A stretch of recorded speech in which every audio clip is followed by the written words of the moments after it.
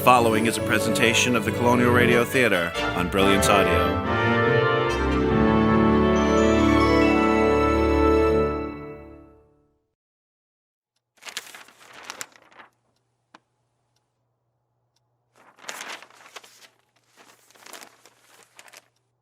What is it, Lee? You've been huffing and puffing over those papers for the last 20 minutes. I think that something bad is about to happen. You mean the war in South Africa? It does seem a pretty bad show out there at the moment. No, I don't mean in Africa. I mean here, in England. Really? It all seems rather quiet at the moment, if you ask me. That is because you read each article separately and fail to make the connection. Show me. Here. Page 7, The Times. Goat found beheaded in Cambridgeshire. And at the bottom of page 12 of the London Gazette, we read that the monks of Iona are having problems sourcing incense. And here, in the Star, a specialist candle shop has been broken into. Yes, but what does it all mean? Someone is gathering materials for a summoning. A summoning of what? Well, it's hard to say. People use so many different terms for other world monstrosities. Lee, you're being evasive. Maybe I am. Perhaps with good reason. Then what would I call this thing? A demon, Bennett. You would call it a demon. I only hope it's not the demon I summoned before. In science, one reasons by analogy. So when mankind is confronted by experiences entirely beyond his understanding, it takes an individual with intelligence and bravery in equal measure to push back the boundaries of the unknown. In London, in 1900, the solution to supernatural occurrences were investigated by a man who was famous for his dealings with the unknown and the worlds of the dead. Jarrem Lee, Ghost Hunter.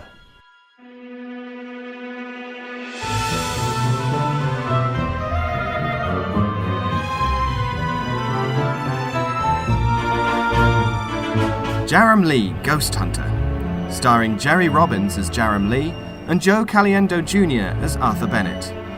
Tonight's episode, A Ghost from the Past.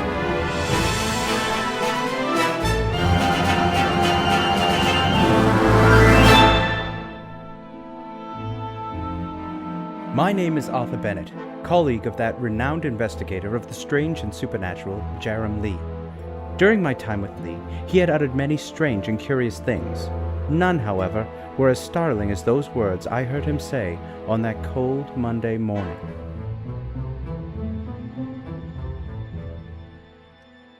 What do you mean, the demon you summoned before? It was a long time ago. I knew so little about the dangers of the occult then.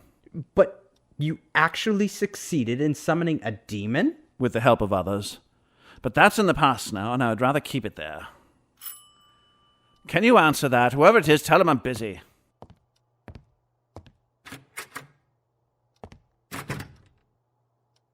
Is he in? If you're referring to Mr. Jarrem Lee, he's not receiving visitors at present. Oh, isn't he now? Now, wait just a moment. You can't force yourself. Where is he?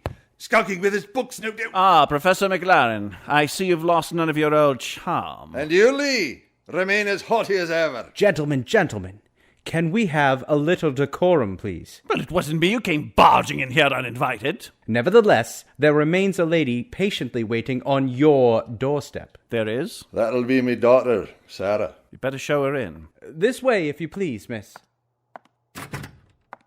Mr. Lee, I've heard much about you. Have you now? My father told me how you were once great friends. Yes, once is how I would put it. Lee, hadn't you better make some introductions? If I must. Arthur Bennett, this is Professor Alexander McLaren. So I gather. Why have you come here, Professor? It must be over 15 years. My father believes someone is planning a summoning. That's strange. We were only just in... And pray, what do you base these claims on? Information received from the other side. Oh? Yes, the spirits told us.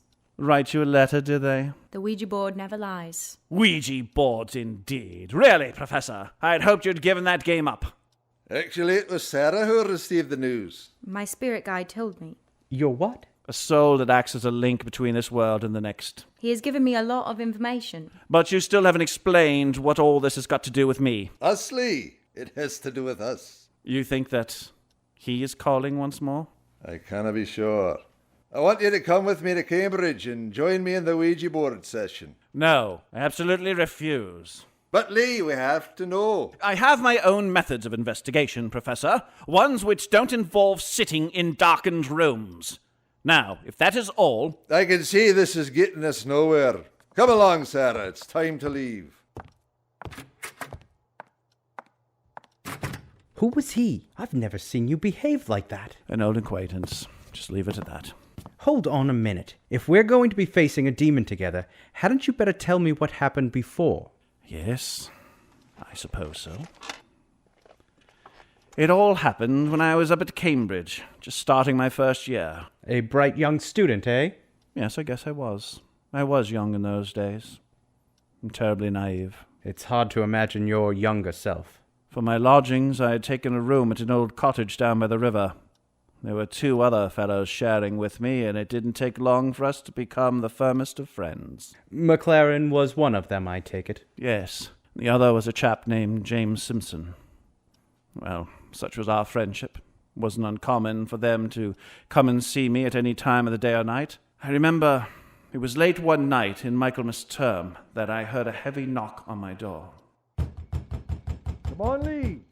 Get out of bed. Can it wait till morning? No, we've something to show you. This better be good. Well, what is it? Lee, you'll never guess what McLaren has found. Here, take a look at this. An old book? I thought you said it was exciting. It is exciting, you ass. It's from a special collection of the Varsity Library. I thought you had to have permission to read those books. You do. Only I went there this evening and managed to smuggle this one out. McLaren thinks it's a medieval book on black magic. What? Eye of Newt and all that? They believed in that kind of thing in those days, didn't they? Lee, you're the one studying ancient languages. Can you see if we're right? All right, let me have a look. Well? Oh, it's a book on magic, all right. There, didn't I tell you? Well, now I've cleared that up, why don't we all get some sleep? Wait a moment. Simpson and I have been talking. We want to try a spell. Oh, I don't know. What if it works? Isn't that the point? Oh, come on, Lee, don't be a sourpuss. After all, we can't do it without you. I can see I'll get no peace until I say yes. Good man. I know you wouldn't let us down. I'll start the translation in the morning. In the meantime, I'm going back to bed. So you agreed to work on their text. Against my better judgment. So what happened next? When I'd completed the translation, we selected our spell. It was to be the summoning of a demon from the 3rd sphere. You didn't go for half measures then? No, they wanted something big.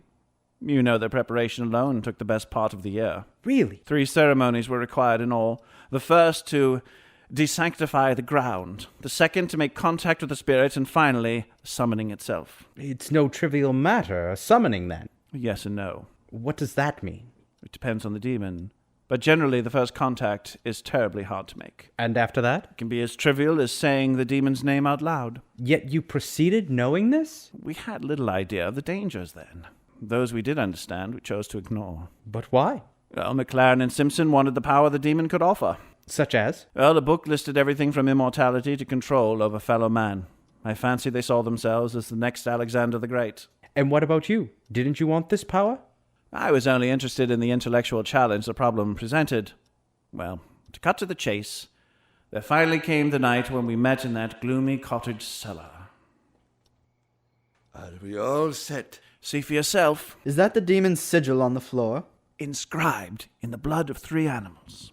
It's so intricate. Yes, you can see now why it's taken so long. And you'd have the incense. Yes, here. It wasn't easy to come by, I can tell you. Then how did you get it? I found a dealer by the name of Hartford. Is it the genuine article? Well, for the price I paid, it better be. Here, put some on the burner. Oh, what a smell! It's ghastly, isn't it? McLaren, did you bring the goat's head? Aye.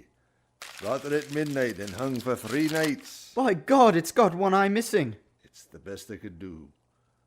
Now, where do you want it? Place it in the center of the circle. What now? We have to perform the incantation. If we all stand around the edge of the circle, we can make a start. Remember, whatever happens, do not enter the sigil. I can't stress this point enough. Why ever not? That would give the demon total power over you. Now, have you both learnt the words? Aye, by heart. Very well. Then let us begin. O great powers, grant us the authority to commit this demon to manifest before us. Grant us the authority that he may give true and faithful assistance, so that we may accomplish our desired end. Demon, we call you from your place of rest. Demon, we command you to join us. Ugh, nothing's happened. Wait, the goat's head. I'm sure it moved. Will you look at that? It's rising from the floor. His spirit is entering it. Quickly. Someone better answer him. It is we who have called you. What now? I'll answer him. Demon, we wish to receive the power you hold. Simpson, don't be a fool. Didn't I tell you? When you seek assistance from a demon, you enter an unbreakable pact.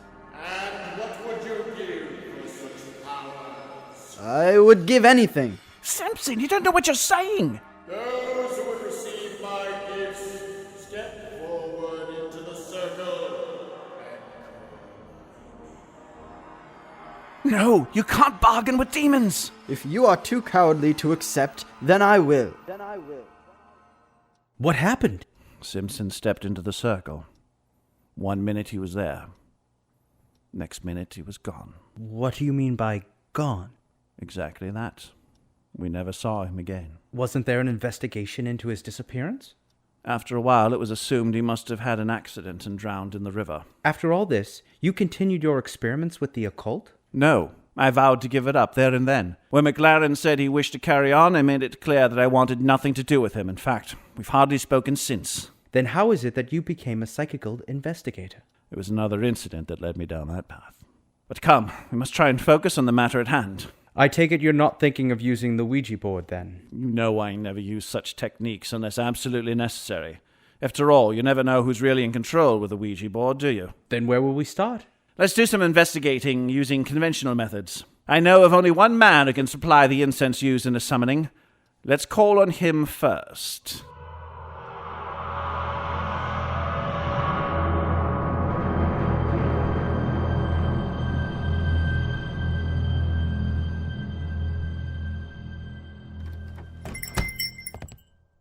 Hartford? Are you there? Jarrem Lee. Well, I'm blessed. Oh, it's been a long time, Hartford. Indeed it has. Allow me to introduce Mr. Arthur Bennett.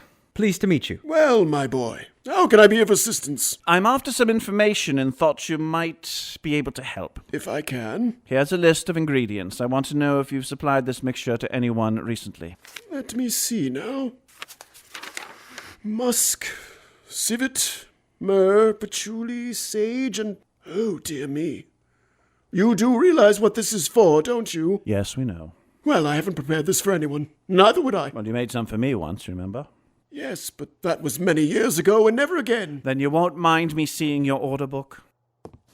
Here, look all you want. That wasn't the book you used before. What do you mean? I remember you kept a second book for specials under your counter. Just here. Hey, give me that back! Hold him, Bennett! Come here, you... Now then, let me see. Oh, my, you've been busy. Does the Archbishop know about these? A man has to earn a living. Uh-huh. You found something? Ordered last month. Let's see by whom. There's nothing in the name column. Who was it, Hartford? I don't know. I said the name. Tell him before I break your arm. It's Astaroth. The name they gave was Astaroth. Let him go, Bennett. We've learnt all we can here.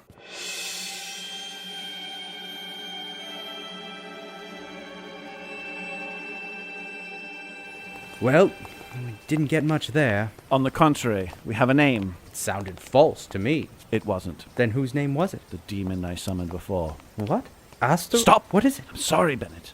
It's just that I don't like to hear that word. But why? Haven't I already told you?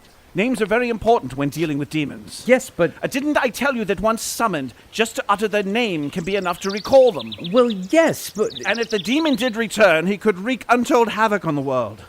Lee, What is it? Can you imagine what it's been like all these years? Having a word constantly on the tip of your tongue, knowing that if you said it, it could bring disaster. Do you have any idea what it's been like living with that knowledge? Lee, Have you ever seen me drunk? Well, no, Take narcotics. definitely not. Oh, I know what people say about me, that I'm a bore who's far too serious for his own good. Well, in some quarters... Don't you see if I lose control? Just once? If I relaxed for one moment, if I said that word? You could release a demon onto the world? I'm sorry, Lee, I had no idea. Forgive me, Bennett. I had no desire to burden you with my problems. Then McLaren could summon this demon at will. McLaren, Simpson, and myself all need to have said the name for him to return. I see. But for all I know, McLaren may have already called him. Do you think he would? And he might have done it accidentally, if not willfully. And what about Simpson? No one even knows where he is. Listen, Bennett, I'm going to do some further research on this demon. I'll see you back at my rooms. All right, Lee. Try not to be too long.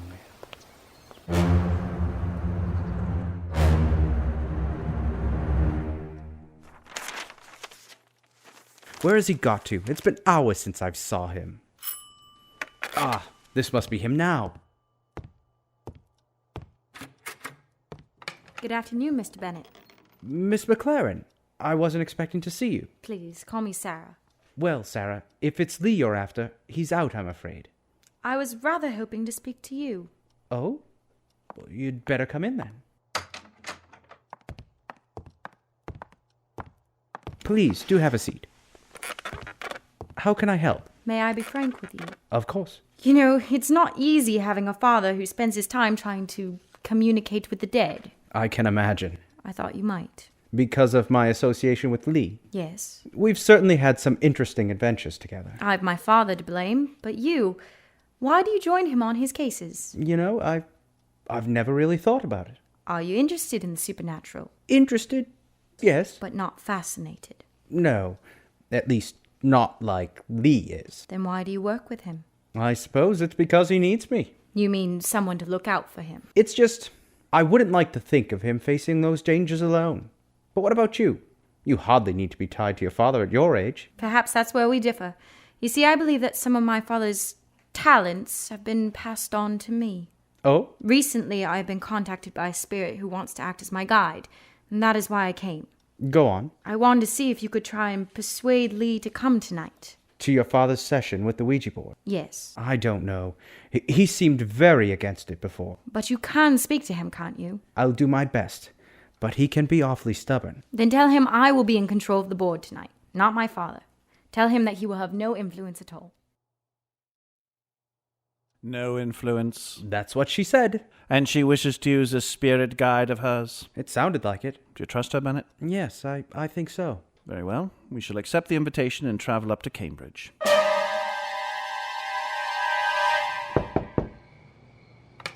Jarrem Lee and Mr. Bennett. You come. Your daughter was quite persuasive, Professor. Hey, she told me about the offer. I can't say I'm very pleased about it. Yet you consented. I have to find out more about this summoning. On that point, yes, we can agree. You'd better come in then. The Ouija table is in the room on the left. A Ouija table? I've never seen such a thing. It's simple enough. The participants place their hands on the glass in the center. The channeled spirit guides it towards the letters around the edge to spell out a message. All one needs is a suitable medium. Good evening, gentlemen. Miss McLaren, I understand you will be leading tonight. I will do my best. Now if you take a seat at the table, we can begin. I shall place my left hand on top of the glass. Now put yours on top, Mr. Bennett, and you too, Mr. Lee. And what about you, Professor? No, I shall merely observe, as agreed. What now? I will try and contact the spirits. Mr. Lee, perhaps you could call out the letters. Very well. Oh, spirit guide, we call upon you to help us. Please heed our request. We seek your advice on a matter of great importance. I feel nothing. Wait, there is someone. If you are there, please make yourself known to us. Lee, the glass. It moved. Yes, It's him, my spirit guide.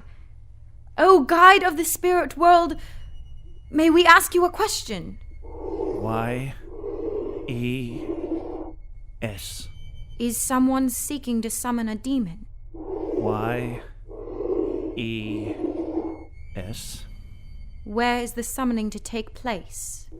R-I-V-E-R-C-O-T-T-A-G-E. That's our old lodgings. When will the summoning take place? M-I-D-N-I-G-H-T.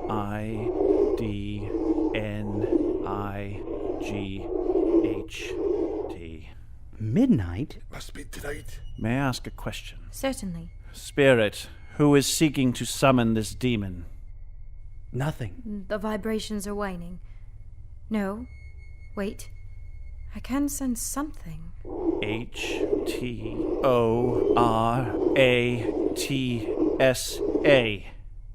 Is that it? It doesn't make... What is it, Lee? You look as white as a sheet. I need to ask a further question. Very well. Spirit guide, who are you? He doesn't want to say. Your name, spirit guide, give us your name. He won't say. Tell me your name. His will is too strong. I can't control it. It's... Sarah, are you all right? Yes, Father. It's just... His will was so strong. Did you hear what the spirit said? The summoning is happening at midnight. Do we have time to stop it? If we leave immediately. Come along then, we have precious little time to spare.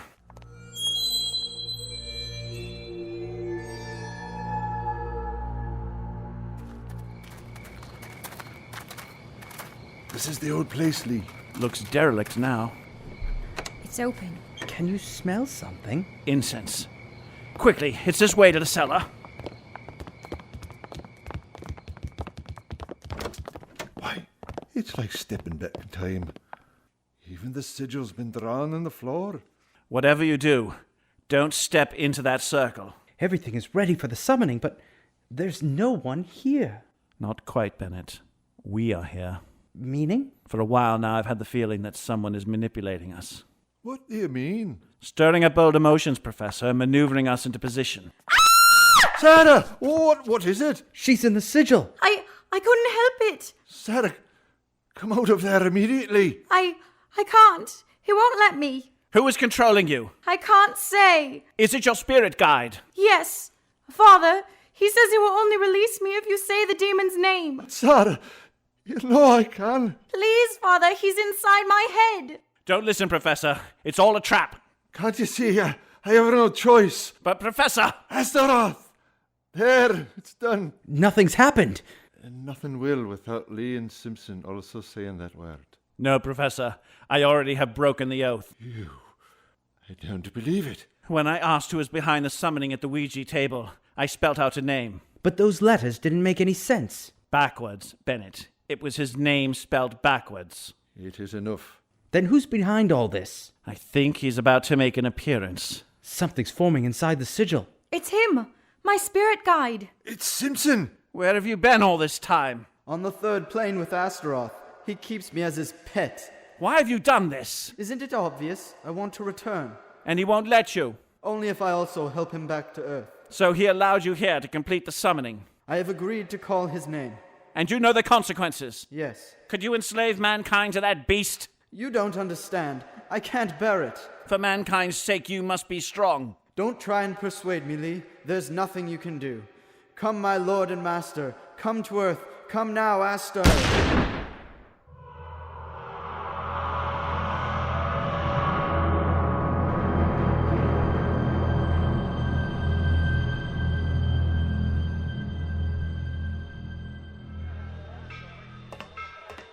In you get, Bennett. It's time to return to London. But I still have so many questions.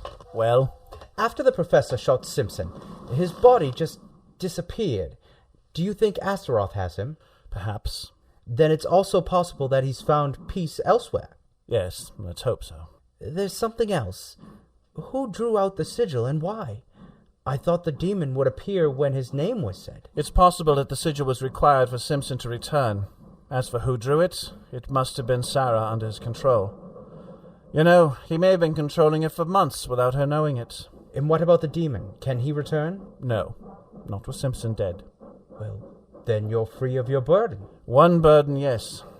But we can never be totally free from the dangers of the occult, Bennett.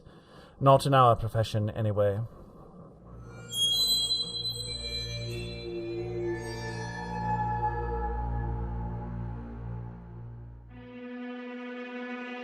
You have been listening to Jarrem Lee, Ghost Hunter, and tonight's episode, A Ghost from the Past, starring Jerry Robbins as Jarrem Lee and Joe Caliendo Jr. as Arthur Bennett. Featured were Tim Vincent as Professor Alexander McLaren, Ashley Morton as Sarah McLaren, Mark Thurner as James Simpson, and Tom Berry as Hartford and Astaroth.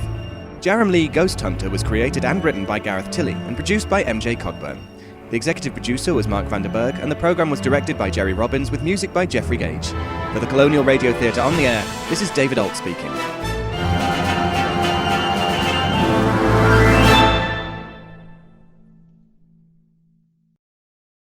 And I always say it's just as well to be prepared. After all, we wouldn't want anything to go wrong on the big day, would we? No, indeed not, Reverend Upway. Given what happened before, I had wondered whether you might choose a different church for the occasion. We did consider it, but that was in the past, and this is the future. Besides, we'll want the whole of the village here to watch, won't we? We've done our best to invite as many as we can. Yeah, we'd better get started then. Now you, John, will be standing on my left. Here? Yes, that's it. And you, Mary, will be here. Now, before we can start the ceremony itself, I'm required to ask those present if they have any objections. Must you? It's a formality, of course, but an important one nevertheless. Yes, of course. There's something wrong, is there? No, it's just Mary's been having nightmares about that bit. Oh? When I hear those words, I wake up with a terrible sense of foreboding. I've tried to tell her not to worry. I'll tell you what, why don't we rehearse that part now? And then you'll see there's nothing to be scared of. Would you? Why, of course. All I should do is turn to the congregation and say, if anyone here knows of any reason why these two people should not be lawfully married, speak now or forever hold your peace. What was that? It's the great bell. It's sounding the funeral knell. I thought we were alone in here. Well, I can't see anyone near the bell rope, can you? There is someone there. Only they're like a shadow. Yes, you're right. It's him. It's Michael.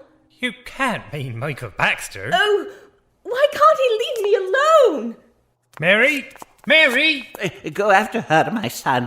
I shall see to this problem. Do you think you can solve it? I shall do my best, and if I can't, I shall just have to find someone who can, won't I?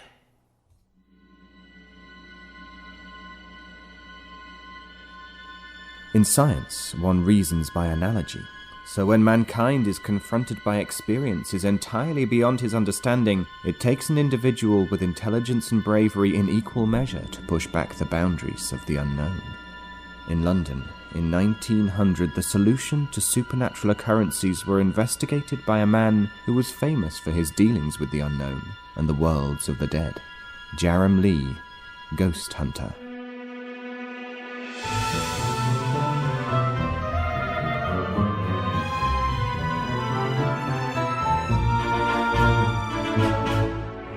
Jarrem Lee, Ghost Hunter, starring Jerry Robbins as Jarrem Lee and Joe Caliendo Jr. as Arthur Bennett. Tonight's episode, The Death Knell.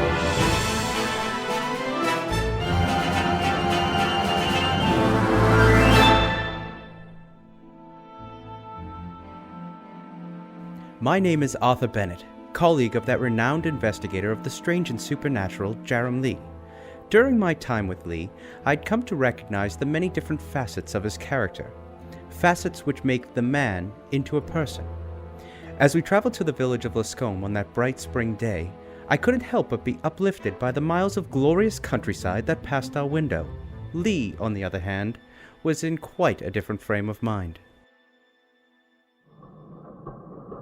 What a beautiful day it is, Lee. Is it? Why don't you see for yourself? Must I, Bennett? You know, I recognize all the signs. The furrowed brow, the distracted stare. It all points to nervous anxiety. I trust you're not referring to me. You're always like this before we embark on a case, especially when it involves a ghost. Bennett, how many times have we been called in to investigate a haunting? I don't know, 30 or 40? 46, to be precise. And if you add to that list all the cases before you joined me, it makes well over 100. Well? And how many of those have we found actual tangible evidence of unnatural activity? Well, let me think now. There was the case of Private Wilkerson, of course. Which we can't report on.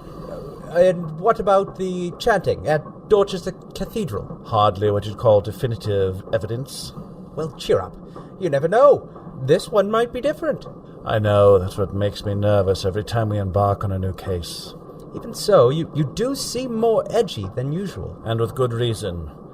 I have brought with me something that I am hoping will improve the odds in our favor. Oh? For some time now, I've been working on a new device. I thought you'd been busy in that laboratory of yours. I call it the Psychical Harmonizer. It uses a form of harmonic wave to make apparitions more tangible. You mean easier to see? Not just see, touch. The device is designed to help give the spirit a physical form. Making them solid, like you and me. Less ethereal is perhaps a better way of putting it. Can you imagine what it would be like to shake hands with a ghost? I'm not sure I'd want to. And that, Bennett, is why you're so useful to have along on these ventures. Who was the letter from again? A Reverend James Upway. He asked us to meet him at the vicarage. Not the church? No. I wonder why.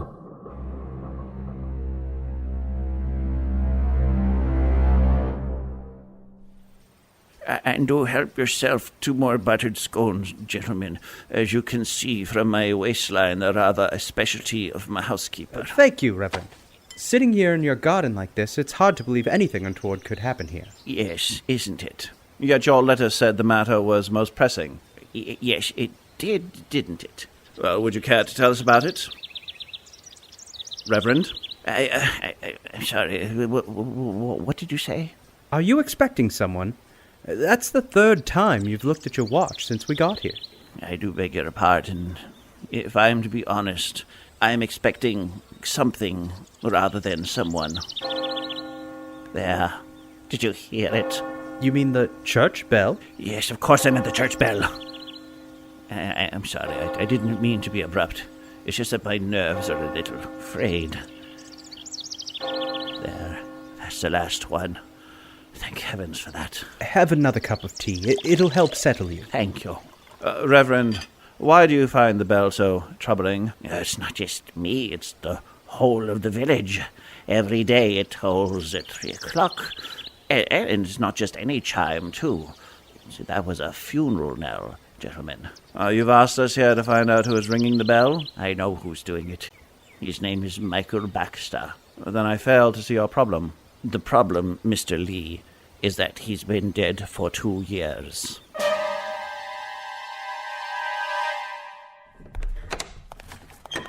It should be safe to come in now. Thank you, Reverend. It's as quiet as a mouse in here. Quieter than I'd like. It's not right that the village should be frightened of its church. And then there's the wedding to consider. Wedding? You mentioned a marriage in your letter? Is it connected to the haunting? In part. Although the story really begins with the death of Michael Baxter. His body was found by where you're standing. Underneath the bell rope there. Here? Yes. His neck was broken. Had he been murdered? Oh, nothing quite as dramatic as that. It was early one morning when I found him. I was walking up that path which leads to the church. Dear me, that's unusual. The door is open. Hello? Is anybody there? Michael, is that you? Heavens! Oh, he must have fallen where he was cleaning the bell tower yesterday. Reverend, are you there? Is that you, Mary? Yes. Then you'd better wait there. Why? What is it? Didn't you hear me, child? I said wait. Is it Michael? Oh, I never should have allowed him up in the bell tower. It was too dangerous a job for one man. No, it wasn't an accident. Really? What else could it have been? We had an argument yesterday afternoon, and now he's done this. Oh, my dear child, you have no way of knowing that. I know, all right. He didn't fall to his death. He jumped.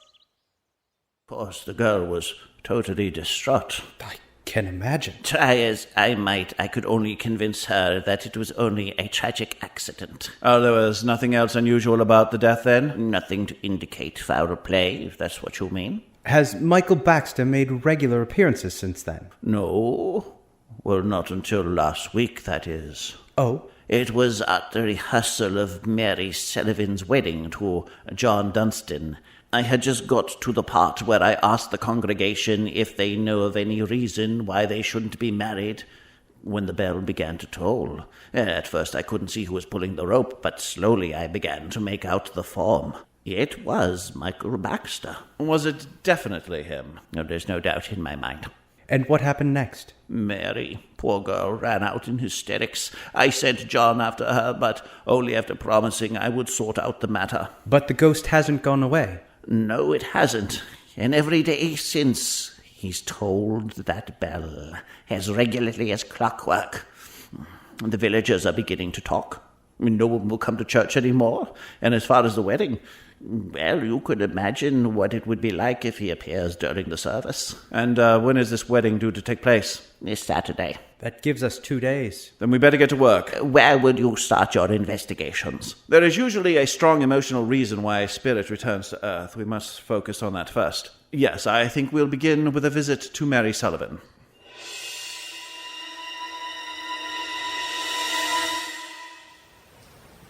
I don't think so, sir. She's not seen a soul these last few days. Well, please give her my card and explain we're here to help. Very well, I'll see what I can do. That doesn't bode well. We can only hope that she is as keen as the Reverend to solve the problem. She says she'll see you. It's this way. It's all right. I can talk to them alone. If you're sure. Yes, Mother. I'll be fine. Which one of you is Mr. Lee? I am, and this is my colleague, Arthur Bennett. Miss Sullivan. So how may I help? We're here at the request of Reverend Upway to investigate this business of the tolling bell. Yes, I heard. Do you have any idea why Michael Baxter has reappeared? Isn't it obvious? He wants to stop the wedding. Yes, but why? Before Michael killed himself, we had talked about getting married in that church. We often joked about things like that. Spirits don't return because of jokes, Miss Sullivan. Was there something more to your relationship? The truth of the matter is, we were engaged. It was our secret. No one else knew. The Reverend said you had an argument before he died. I broke off our engagement. Oh, I didn't really mean it, but you say that kind of thing when you're young, don't you? Yes, of course. Michael worked for John then. John Dunstan, the man you're engaged to now? Yes, he owns the general store in the village. He'd arranged for Michael to spend some time cleaning the church. I think our quarrel must have been too much for him. He must have decided... if only I hadn't said those words. Come now. You have no way of knowing that. And didn't the Reverend say he might just as well have fallen? If that's true, why has he come back? Well, there may be countless reasons. No. He's punishing me. Punishing me for what I did before.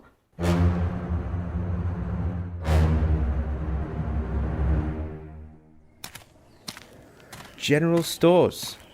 This must be the one. Well, let's see who's serving.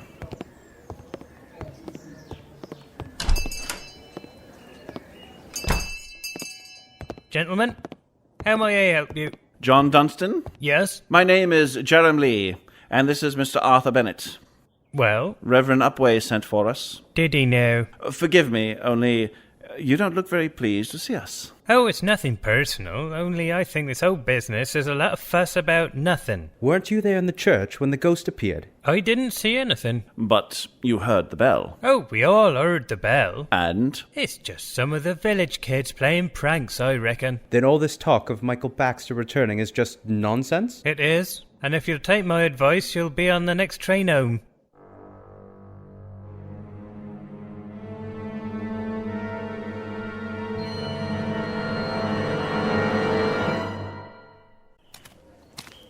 Interesting fellow, don't you think? What, Dunstan? Yes. One would have thought he would be the first to get this matter resolved. But instead, he does his best to send us packing. Indeed. Somehow I don't think you'll be getting any more information from him. But I've always said, if you want to get to the village gossip, then you could do no better than the public house. Fancy a drop, Bennett? Yes, why not? Evening, gentlemen. A couple of ales, please. Down from the city, are you? We've come about this tolling bell problem. Well, what do you want to know? The whole affair seems to have started with the death of Michael Baxter. Aye, that's true enough. The Reverend sees it as a tragic accident. That's the prevailing view of the matter. Then there's another opinion. Held by some. You mean that he committed suicide? Well, not quite. What do you mean? Strictly between ourselves, there's some hereabouts who've wondered if John Dunstan hadn't had a hand in it. Really? You see, he always had a shine for Mary Sullivan. Oh? And who was it who arranged for Michael to clean the bell tower? Dunstan? He never did anything for free. Not even offer to clean a church? Not even that. Still, it's all hearsay, mind. Yes, of course. And that, gentleman, is about all I know.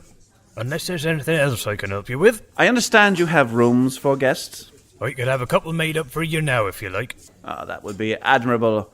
Then we can make an early start in the church tomorrow. Setting up that contraption of yours? Yes, Bennett. We can finally put my psychical harmonizer to the test.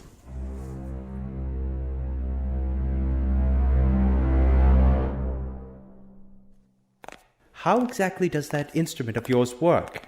Well, the theory is simple enough. You can think of a ghost as being a transient waveform. Only, unlike you and me, it's slightly out of tune with its surroundings. Is that why they so often appear to be transparent? Yes. My device uses harmonics to boost their waveform, making their presence stronger. Only boost? You haven't tried to shift their waveform in any way? You mean to try and tune them into our plane? Yes. That would be far too dangerous. Imagine if someone got caught in the radiation. You might turn them into a ghost? Possible, isn't it? Anyway, in this case, shifting the wavelength may not be necessary. Meaning? I think some spirits must be more in tune with this world than others. As with Michael Baxter's spirit. When I read in the Reverend's letter that the spirit had rung the bell, I knew that he must have some physical form in this world. In order to hold the bell rope. Exactly. And as the psychical harmonizer will only work on apparitions with some sort of physical presence... He's the perfect subject for your experiment. I couldn't wish for a better. What will happen to him? He'll be able to stay in his plane for longer and interact with objects other than the bell rope. What does the apparatus consist of? There are 6 transmitters in all. We need to accurately measure the dimensions of the bell tower and position them precisely. We can then run the cabling to the control unit. With any luck, we should be able to bathe the whole tower in harmonic waves. Sounds like we've got a lot to do before 3 o'clock. We better get started then. Okay, Lee. That's the last of the transmitters installed. Good. I'm nearly done here. Shall we see if this contraption of yours works? The moment of truth, eh? Let's see now. Turn on here, here, and here. Now, turn that dial. This one? Carefully now. Mm-hmm. The whole tower's bathed in a purple light. Yes. The principal wavelength of the soul. And you're sure it won't harm us? No, we're quite safe, I think. I do wish you'd at least try and sound more confident. Well, that all seems to be in order. You can switch her off now. Well, what now? Now we wait for Michael Baxter to appear, and if my watch is right, it shouldn't be long.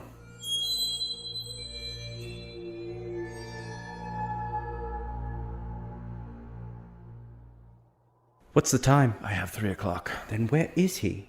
Spirits are sensitive things. It's possible that our presence here could disturb... Lee, look! Yes, I see him too. He's approaching the bell rope. Quickly, turn on the harmonizer. It's ready. Now, gently turn the power up. It's working, Bennett. See? How he's becoming easier to see? He's almost as solid as you and me. Lee, I think he's seen us. Michael, can you hear me?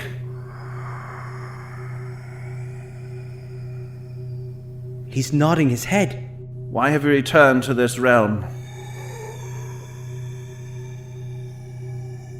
Lee, he's beckoning us over. I'd better go and see what he wants. Lee, be careful. If he tries anything untoward, turn off the harmonizer immediately. It'll make him disappear. Remember, my life may depend on it. I'd rather you than me. Well, Michael, what is it? This way. Where do the steps lead? Up the bell tower. Do you want me to go up with you? Yes. It's dusty up here. I was the last person to go up here. 2 years ago? Yes. What's at the top? The great bell. See? Yes, it's most impressive. There is a wooden ledge which goes around the bell. You want me to step onto it? Yes. It doesn't look very safe. You must follow me. Very well. Lee, what are you doing up there? He wants to show me something. Just be careful up there. That ledge isn't very wide. He's pointing to one of the boards. I'm going to see what he wants. So, Michael, what's so special about that board? Yes, I see. It's loose. Someone took the nails out. Is that why you fell? Yes. Do you know who took the nails out? Yes.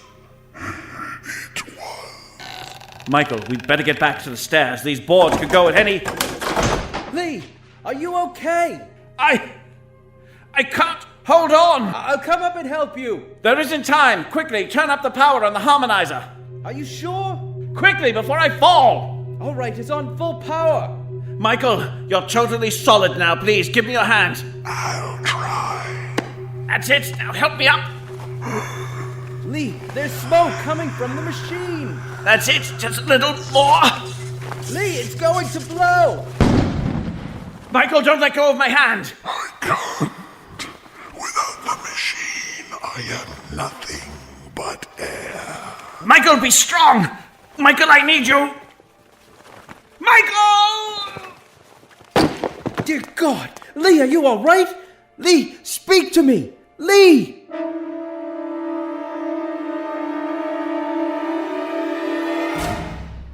How are you feeling? Dreadful. The doctor says you got off lightly. Doesn't feel like it. It's mainly bruising, and as for your arm, the doctor said it should set straight if you try not to use it for a month or so. Oh, that's a comfort. I told Reverend Upway about those loose boards. He's getting them looked at today. By who? I hear Dunstan's agreed to do the work for nothing. What's the time? It's almost 3. 3? Quickly, Bennett. We must get to the church. Lee, you're in no fit state. Bennett, a man's life may depend on it.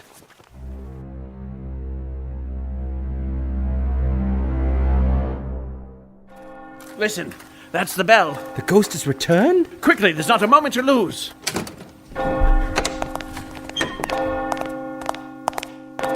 Lee, it's John Dunstan. We're too late, Bennett. He's hung himself with the bell rope. No, Bennett. It wasn't suicide. He was murdered? Yes. But by who? Michael Baxter. You mean his ghost? His spirit returned here, Bennett. Returned to take its revenge.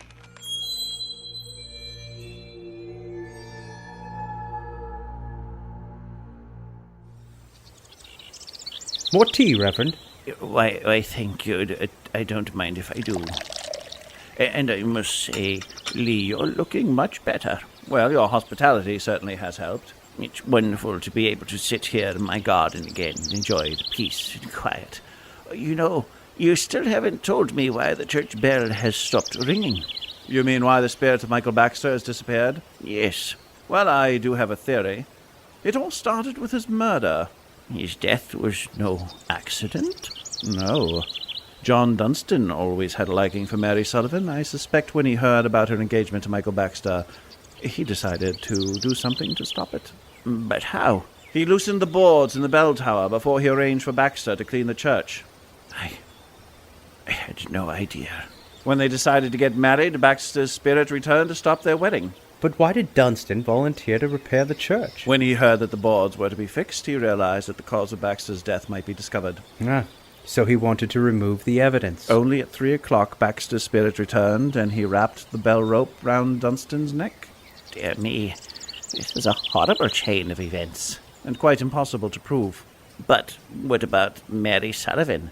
How am I to tell her that the men she loved killed each other? There I cannot help you. Remember, I only deal with the affairs of the dead, Reverend. The troubles of the living are truly beyond me.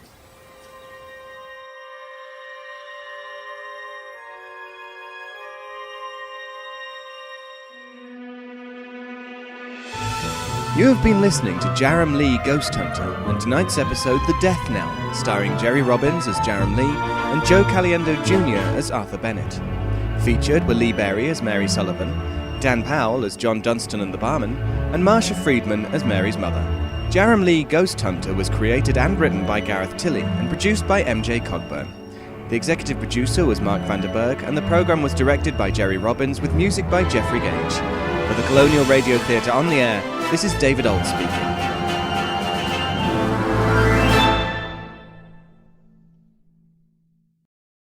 This is the end of disc number 1. Please insert disc number 2.